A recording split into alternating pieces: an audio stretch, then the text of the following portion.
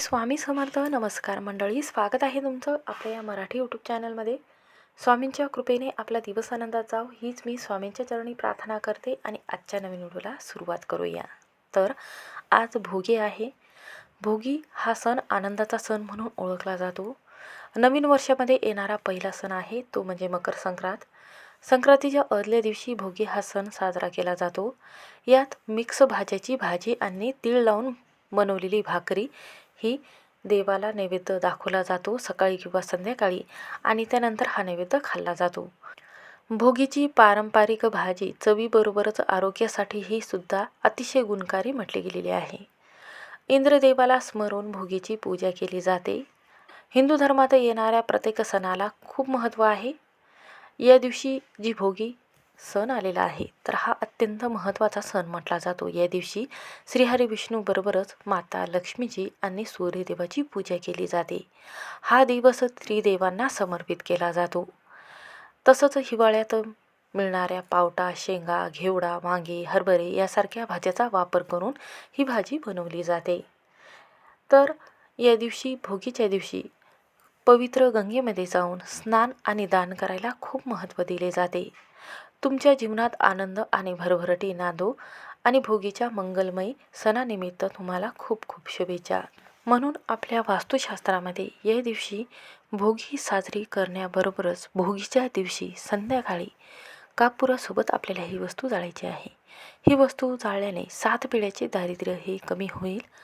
24 तासामध्ये घराची, मुलाची, पतीची अगदी भरभरून प्रगती होईल. घरात अखंड लक्ष्मी नांदेल.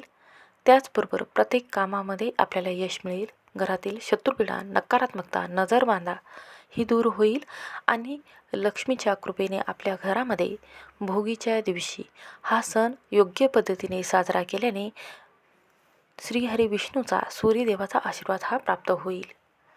हा उपाय कोणत्या वेळेत करायचा आहे, आपल्याला कापुरासोबत कोणती वस्तू जाळायची आहे व कोणत्या वेळी हा उपाय करायचा आहे याबद्दलची सविस्तर माहिती आपण या व्हिडिओमध्ये जाणून घेणार आहोत. त्यामुळे व्हिडिओ हा शेवटपर्यंत नक्की पहा.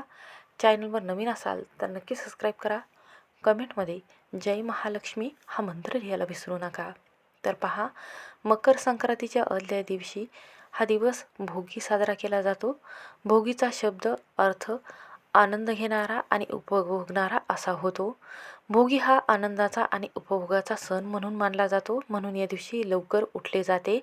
सकाळी घर हे स्वच्छ केले जाते, परिसर स्वच्छ केला जातो आणि दरवाजाबरोबर आपल्याला त्यानंतर दरवाजासमोर पाणी शिंपडून, शेण सारवून रांगोळी काढली जाते किंवा हळदीचं पाणी शिंपडून आंघोळ केली जाते. अभंग स्नान केले जाते. या दिवशी शुद्ध पांढऱ्या रंगाचे, लाल रंगाचे, पिवळ्या रंगाचे कपडे परिधान केले जाते. या दिवशी आंघोळीच्या पाण्यामध्ये तीळ टाकण्याची पद्धत पूर्वीपासून चालत आलेली आहे. त्यामुळे येणारा उन्हाळा हा ऋतू बांधत नाही. भोगी सणाचा आनंद घेण्यासाठी सासरी गेलेल्या मुली या दिवशी माहेरी येत असतात. या दिवशी काही राज्यामध्ये लहानशी होळी पेटवून त्यामध्ये काही वस्तूची आहुती दिली जाते. नारळ टाकले जाते, हळद टाकली जाते, 1 रुपयाचे नाणे टाकले जाते. या दिवशी हिवाळ्यामध्ये शेतामध्ये ज्या भाज्या येतात तर त्या भाज्याची या ऋतूमध्ये सर्व भाज्या एकत्र करून शेताला नवीन बहार आलेला असतो. त्यामुळे थकलेल्या शेतकऱ्याला थोडा विसावा मिळावा म्हणून या दिवशी इंद्रदेवाची ही प्रार्थना केली जाते आणि त्यांचे आभार मानले जाते. मग या काळामध्ये शेतकरी भोगीची भाजी आणि तीळ लावलेल्या भाकरीचा आनंद जो आहे किंवा आस्वाद जो आहे तर तो घेत असतो. यामुळे पदार्थापासून उष्णता घेऊन शेतकरी पुन्हा वर्षभर शेतामध्ये काम करण्यास सज्ज होतात. म्हणून हा सण भोगी साजरा केला जातो. तर भोगीच्या दिवशी अमृतकाळ राहणार आहे आणि राहुकाळ आहे. तर राहुकाळामध्ये चुकूनही पूजा केली जात नाही. या दिवशी ब्रह्ममुहूर्तावर उठून संध्याकाळपर्यंत आपल्याला देवाला हे नैवेद्य कोणत्या वेळ ठेवायचा आहे तर अमृतकाळाची वेळ जी आहे तर दुपारी 12:30 वाजता ते 2 वाजेपर्यंत म्हणजे 1:48 आहे. या वेळेमध्ये तुम्ही पूजा जी आहे तर ती करू शकता किंवा देवाला नैवेद्य ठेवू शकता. यामध्ये राहुकाळ आहे तर राहुकाळामध्ये चुकूनही पूजा केली जात नाही, कारण राहुकाळ अशुभ काळ म्हणून ओळखला जातो. लग्न कार्यामध्ये किंवा कोणतेही मंगल कार्य असेल त्यामध्ये कोणतेही लग्न कार्य असेल किंवा विधी असेल किंवा कोणतीही पूजा करायची असेल, वास्तुशांती करायची असेल तर राहुकाळ पाहिला जातो. राहुकाळ पाहिल्याशिवाय कोणतीही पूजा जी आहे तर ती अपूर्ण होत नाही. म्हणूनच या दिवशी भोगीच्या दिवशी राहुकाळ राहणार आहे. तर राहुकाळ जो आहे तर दुपारी 3 ते 4:30 वाजेपर्यंत आहे.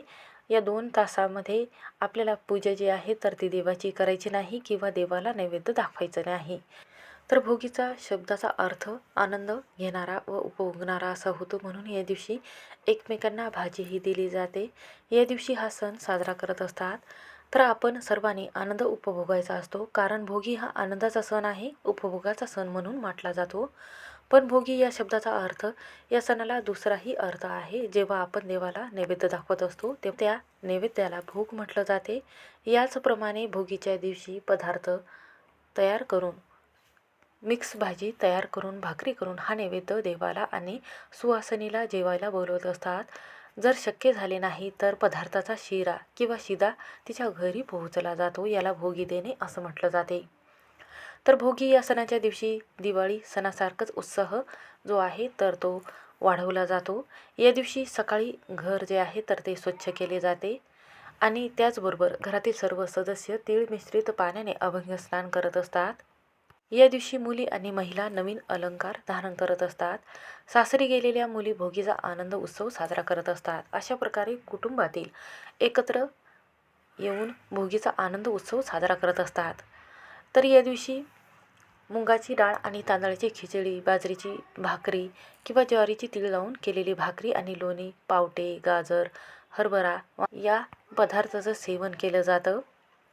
या दिवशी सुवासिनीला जेवायला बोलवले जाते आणि तिला हळदी कुंकू देऊन एखादी वस्तू वाण म्हणून दिली जाते.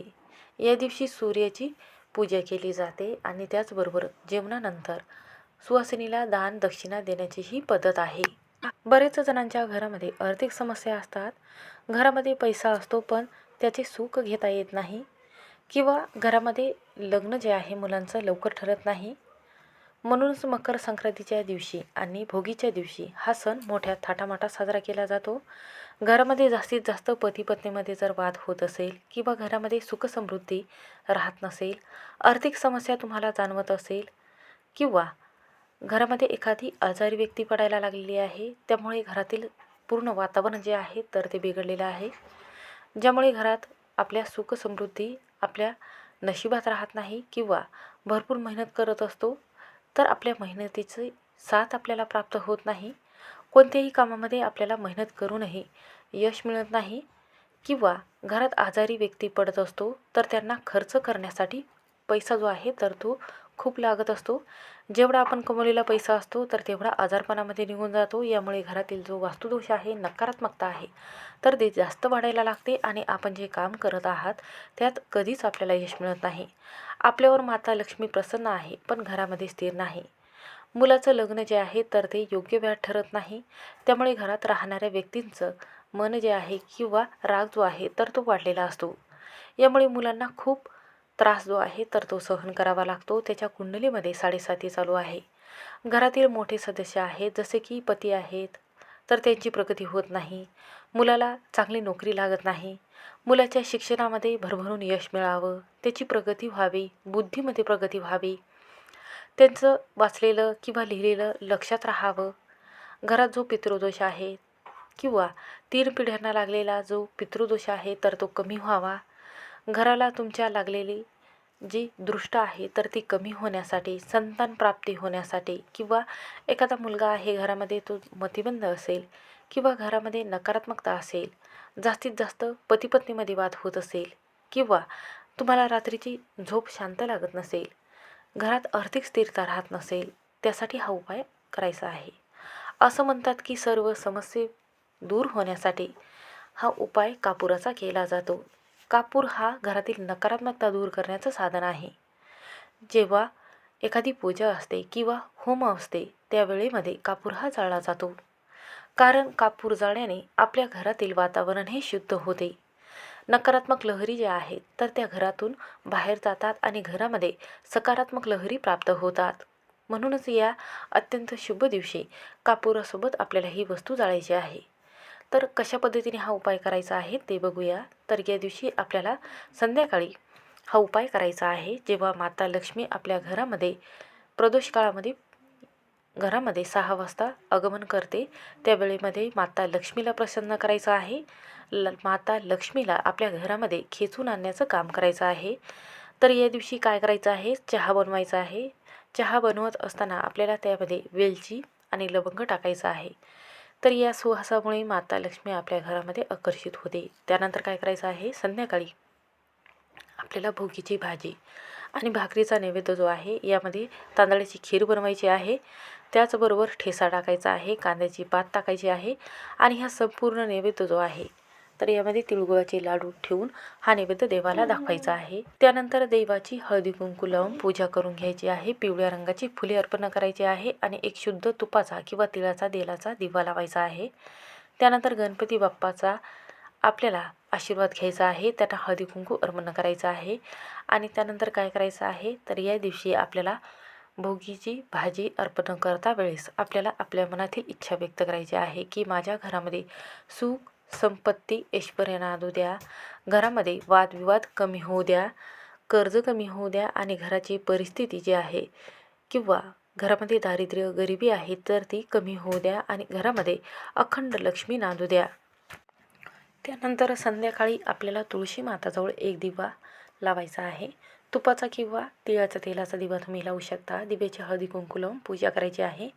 आता माता लक्ष्मीला प्रसन्न करून घेण्यासाठी संध्याकाळी रोज दिवा तुळशीजवळ हा लावला जातो. यामुळे घरातील नकारात्मकता दूर होते आणि पती पत्नीमधील वाद कमी होतात. घरात अखंड लक्ष्मी नांदत असते. घरातील नकारात्मकता दूर होते आणि हा उपाय करण्यासाठी आपल्याला काय करायचं आहे, तर संध्याकाळी सर्वात प्रथम आपल्याला एक कापुराचं भांडं घ्यायचं आहे. जर तुमच्याकडे कापुराचं भांडं असेल तर तुम्ही कापुराचं भांडं घ्या किंवा पणती घेतली तरीही चालेल.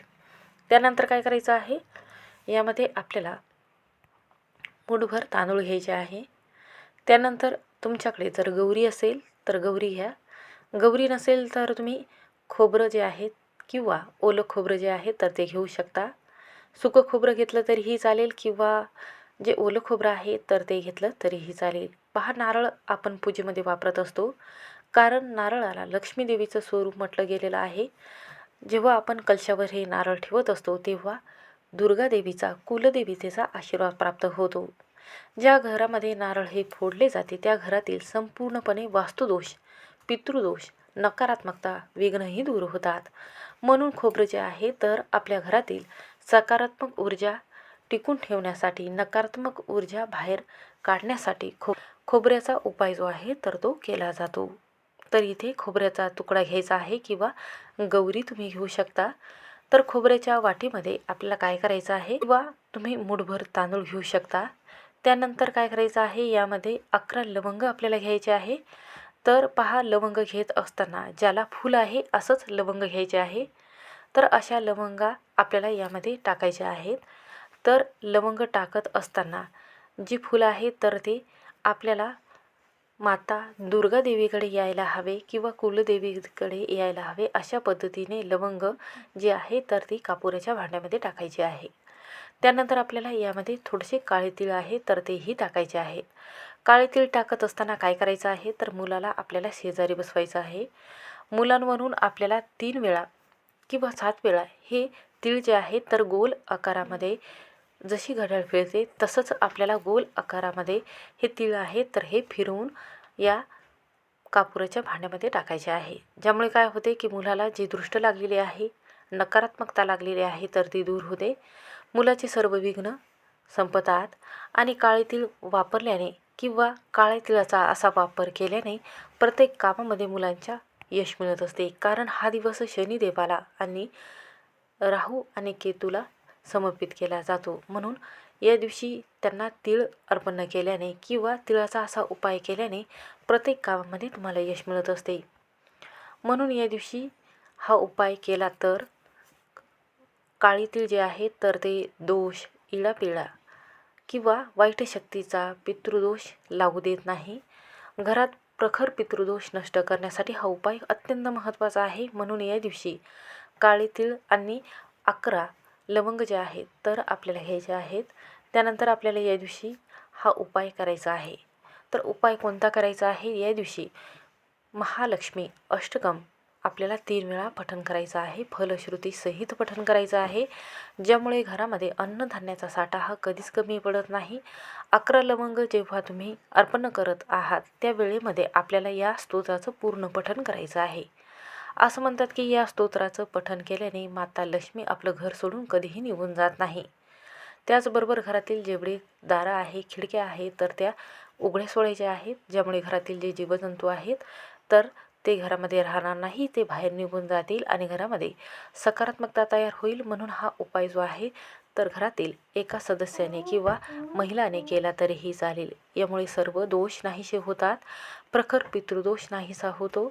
म्हणून या दिवशी हा उपाय आणि ही सेवा करून पहा आणि श्रीहरी विष्णूचा 108 वेळा या मंत्राचा जप करायचा आहे. ओम नमो भगवते वासुदेवाय नमः हा मंत्र म्हटल्याने सर्व कार्यात आपल्याला सफलताही मिळत असते. म्हणून हा उपाय सेवा करून पहा. यामुळे 7 पिढ्याचे दारिद्र्य हे कमी होते, घराची मुलाची अगदी भरभरून प्रगती होते आणि कुटुंबामध्ये शत्रुपीडा, नकारात्मकता, दोष किंवा कोणतीही नजर बांधा लागलेली असेल तर ती कमी होते. म्हणून हा उपाय करून पहा, सर्व कामात तुम्हाला यश मिळेल. श्री स्वामी समर्थ. व्हिडिओ आवडला असेल तर स्किप न करता शेवटपर्यंत नक्की पहा.